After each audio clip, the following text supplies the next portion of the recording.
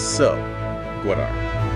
Today, we know it as this major strategic port, right? Key part of the Belt and Road Initiative.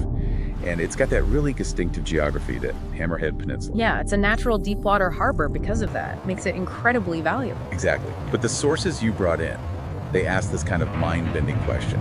What was this place actually like, say, 10,000 years ago? Right, that's the mission for this deep dive. We're digging into the geoarchaeology, but let's be clear about what we mean by a forgotten city from 10,000 BP. Okay. We're not talking about, stone buildings or a big metropolis. This is the Mesolithic period, the Middle Stone Age. It's way before settled agriculture really kicked off here. Think Mergar, that's much later. So what are we looking for then? We're targeting a submerged cultural landscape. Basically specialized coastal campsites used by hunter-gatherers, now underwater. Okay, submerged. That implies, well, a pretty dramatic story. You mentioned this geological conflict happening back then. Oh, absolutely. It was a huge battle between land and sea.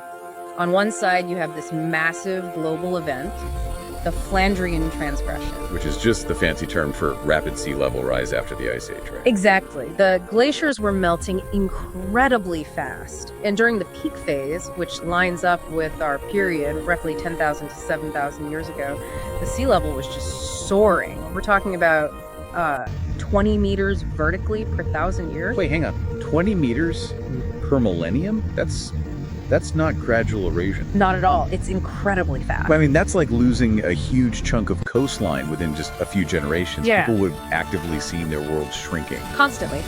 But interestingly, the local land, the Makran coast, was fighting back a little. Because the region's tectonically active. The land itself is rising. Precisely. The Makran tectonic uplift. It's pushing the land up at about, 1 millimeter per year. Okay, so that's 1 meter per 1,000 years. Right, so you have 1 meter of uplift versus 20 meters of sea level rise. Yeah, the math isn't good. The sea wins, hands down. The sources said the coastline was effectively devoured. That's a good way to put it.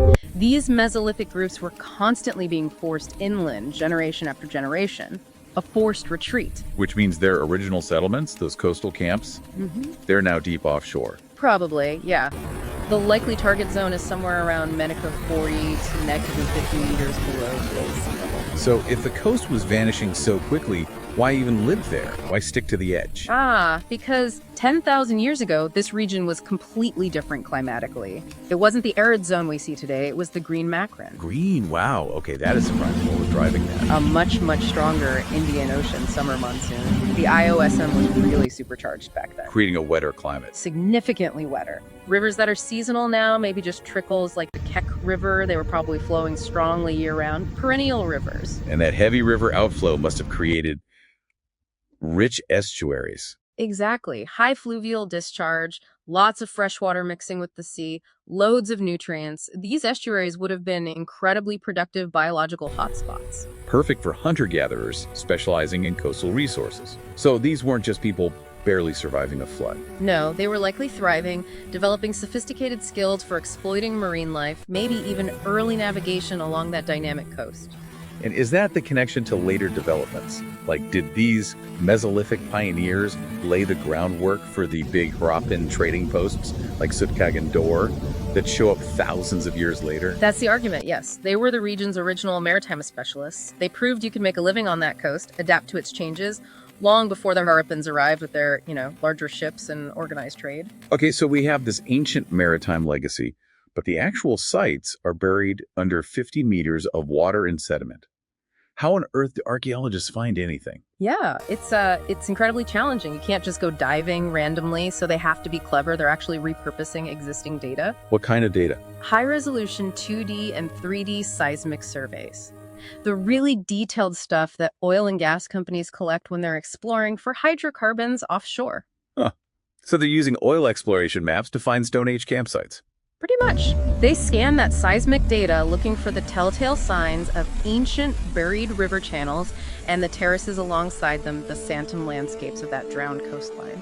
It's a fascinating use of industrial data for pure research. That is ingenious, but it also brings us to this quite sobering parallel you mentioned between the past and the present. Yes.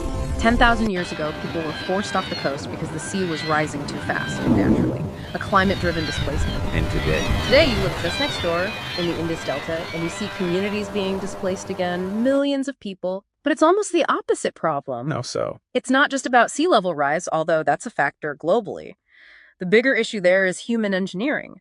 Since the 1950s, dams and irrigation canals upstream have drastically cut the Indus River's flow reaching the delta. By how much? By over 80%. 80% less water, and crucially, less sediment reaches the coast. And without that sediment? The delta effectively starves. It stops building outwards, it compacts, it subsides, and saltwater intrudes miles inland, poisoning agricultural land and freshwater sources. The land is sinking because we've choked the river that sustained it. Wow. So one displacement by too much water rising naturally, another by too little water flowing artificially. Exactly. It really highlights how critical that balance is, the interplay between human societies, the river systems, the hydrology, and the sea level. That balance seems to be the enduring lesson from Gawadar's deep history, doesn't it? Still incredibly relevant today. Absolutely. And maybe the final thought for you, the listener, is the irony here. The very geophysical data gathered to find and extract fossil fuels, the stuff driving modern climate change, might actually hold the key to uncovering the story of a coastal people who were themselves victims of a massive natural climate change event 10,000 years ago. It's quite something to think about.